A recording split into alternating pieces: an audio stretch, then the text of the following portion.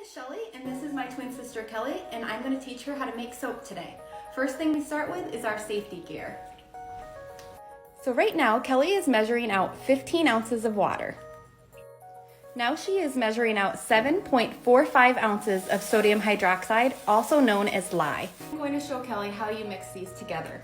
There's a saying that goes, water into lye, you might die. So that means never pour the water into the lye, always pour the lye into the water. And do this in a ventilated area because the fumes are pretty strong.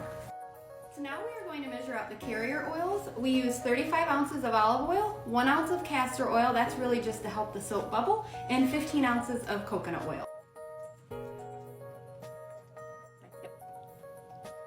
To melt the coconut oil, we use a double boiler method. So once the lye is around 118, we mix it in with the oil. Now I'm going to mix my lye water in with my oil, and I'm going to use my immersion blender. We're going to fragrance this with lilac. I'm going to mix in the white water. Now Kelly is going to design her first soap. Now we are going to use this heart embed.